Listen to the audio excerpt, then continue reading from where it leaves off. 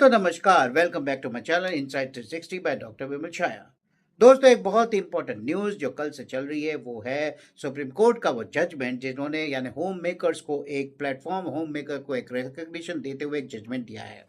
इसका टाइटल है कि भाई home makers our nation builders और इनको एडिक्वेट कंपनसेशन मिलना चाहिए। यानी होम मेकर्स यानी जो गृहिणियां हैं, जो घर का ख्याल रखती है, जो घर संभालती है, यानी हमारी बीवी हो, हमारी वाइफ हो या हमारी माता हो, हमारी बहन हो, जो किसी और की यानी पत्नी बन चुकी है, यानी ये जो है, ये जो फीमेल्स है जो घर को संभालती है, होम मेकर्स जिसे कहा जाता है, तो ये नेशन बिल्डिंग की बहुत ही इंपॉर्टेंट यानी आधार यानी वो मजबूत कड़ी है।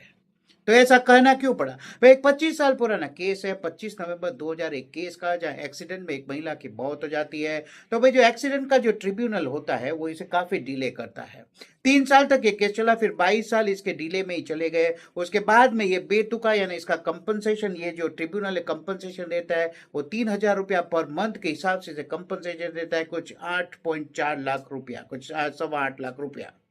तो सुप्रीम कोर्ट ने यानी इसके ऊपर बहुत ही यानी ऊपर आ गई, यानी बहुत ही यानी तीखे प्रहार के कि भाई ऐसा हो ही क्यों सकता है, हो ही कैसे सकता है।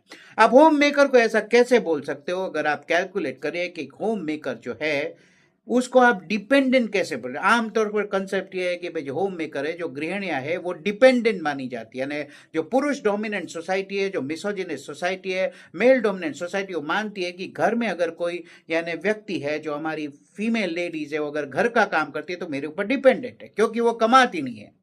तो यहां पर एक उल्टा सवाल मैं करता हूं, वो कमाती नहीं है लेकिन आप कमाते हो। आप कब कमा सकते हो? जब आपका घर यहां पर यानी सुख संपन्न है, आपका घर वेल मेंटेन्ड है, इसलिए आप बाहर जाके चैन से नौकरी कर सकते हो, बेफिक्र होकर नौकरी कर सकते हो।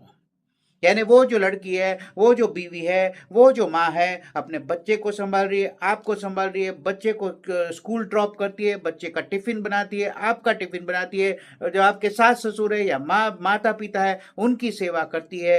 तो फिर ये सब सेवा, तो ये तो सर्विस हुई।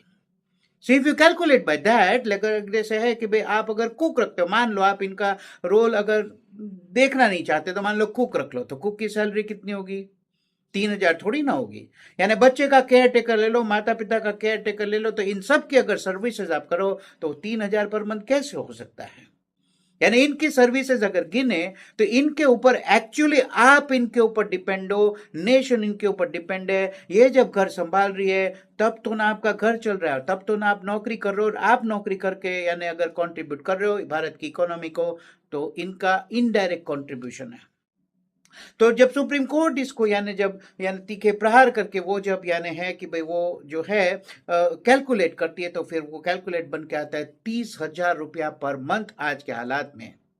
और वो ट्रिब्यूनल को यानी वो करती है कि आप इसे 30,000 पर मंथ का कैलकुलेट करके यानी 7.5% इंटरेस्ट गिन के आप इन्हें 64 या 63 या 64 लाख कंपनसेशन दोगे इनके फैमिली को। क्योंकि जो महिला की मौत हुई है तो बच्चे ने अपनी माँ खोई है, माता पिता ने अपनी बहू खोई है, और जो जो हस्बैंड है उसने अपनी वाइफ खोई है। An important member of the family जो फैमिली को सर्व करा था उसकी डेथ हुई है, तो उसका कंपनसेशन इतना बनता है। और इन्होंने बोला कि 3 महीने में ये मामला सुलझाओ, पेमेंट कर दो, अगर नहीं करोगे तो फिर 9% इंटरेस्ट हम आपके ऊपर ठोकेंगे।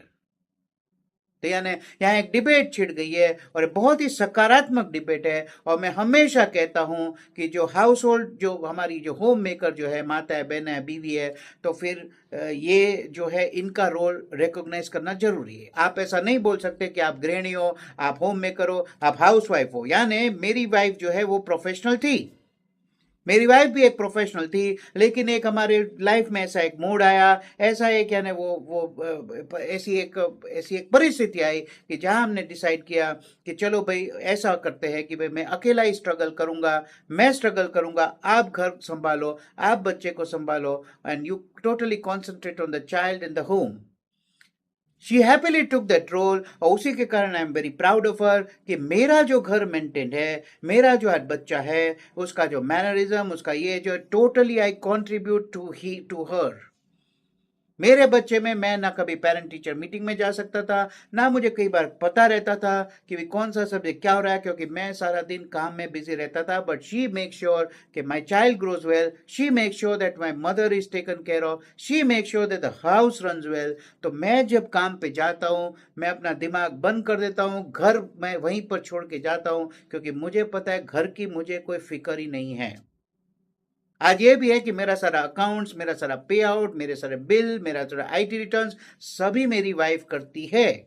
तो अगर आप मैंने ऐसे कोई एम्प्लॉयर को ले लो, मान लो अगर आप किसी को ऐसे एम्प्लॉय करते हो तो वो कितनी सैलरी लेगा. तो her role can not go unpaid, her role can not go unrecognised. Supreme court का ये जो जजमेंट है बहुत ही यानी वेलकमिंग जजमेंट है, एक हिस्टोरिक जजमेंट है, एक वाटरशेड मोमेंट कह सकते हो. आमतौर पे माना जाता था कि जो लड़की है वो बाहर जाती है, नौकरी करती है, उसे ही स्मार्ट माना जाएगा, उसे ही यानी क्रेडिट दी जाएगी क्योंकि वो कमाती है. लेकिन घर संभालना उससे भी डिफिकल्ट काम है. घर संभालना is more difficult than going out and just doing a job and taking salary. तो दिस इज ऑल्सो नॉट, मैं यहाँ पर वो नहीं कह रहा हूँ कि जो लोग प्रोफेशनल्स है उनको मैं जरा भी यानी डाउनग्रेड नहीं कर रहा हूँ, लेकिन एटलीस्ट आप इनके तरफ इक्वालिटी से देखिए. यानी some people have chosen their role. It is not that she cannot work or she cannot do job. अगर 10-12 हजार 15 हजार 20 हजार की जॉब करनी है, वो जॉब तो कोई भी ग्रेजुएट कर सकता है, और मार्केट में भी हजारों जॉब पड़ी हुई है. लेकिन कोई लड़की अगर वो डिसाइड करते no I don't want to do job, I will just take care of the family and I will decide to be home maker. So home maker as a designation, house wife as a designation should be taken name by respectfully. उसे respectfully बुलाना चाहिए, ना ही उसे downgrade करके ओछा करके बुलाना चाहिए. So I hate supreme court for this. Supreme court ने बहुत ही बड़ा यानी एक फिगर भी उन्होंने दिया कि भाई एक जीडीपी की बात की कि जिस तरह से ये जो लड़कियां हैं, जो फीमेल्स अगर मान लो होम मेकर्स घर को कंट्रीब्यूट करती है, अगर उसका पूरा कैलकुलेट किया जाए जितनी फीमेल्स है जो होम मेकर्स है, तो it becomes 15 to 17% of India's economy. यानी जो कार्य वो कर रही है, जो संभाल रही है और जो कंट्रीब्यूट कर रही है आपकी डेवलपमेंट में, आप काम कर सकते हो. It become 15 to 17% of the GDP of the country.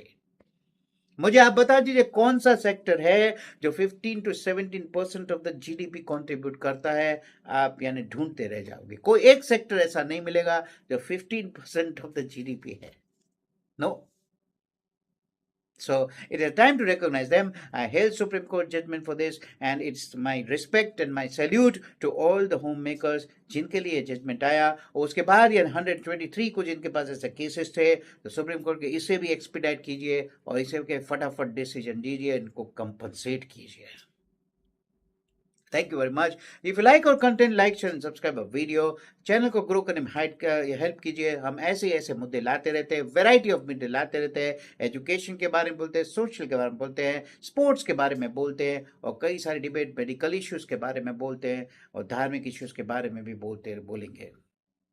तो यहाँ पर आपको an mix bag of everything you will get. It is my opinion only. I don't have any particular ideological inclination or any inclination to any political party. It is me and me only, जो मैं अपना खुला दिमाग रख के मैं जब दुनिया को देखता हूँ, यानी जो न्यूज़ होती है उसको इंटरप्रेट करता हूँ, और उसका इंटरप्रिटेशन मैं यहाँ पर रखता हूँ.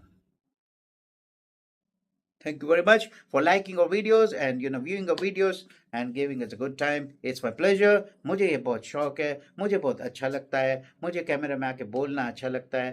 एक टीचर भी था मेरे जमाने में, एक पेशे से मैं डॉक्टर हूँ, लेकिन जब भी मुझे टाइम मिलता है मैं कुछ ना कुछ यहाँ पर बोलने की ट्राई करता हूँ. May be somebody's ideas can influence, maybe somebody gets benefit from the knowledge that I share. So that is only purpose of this. Thank you very much. Goodbye. Take care. See you again. Thank you.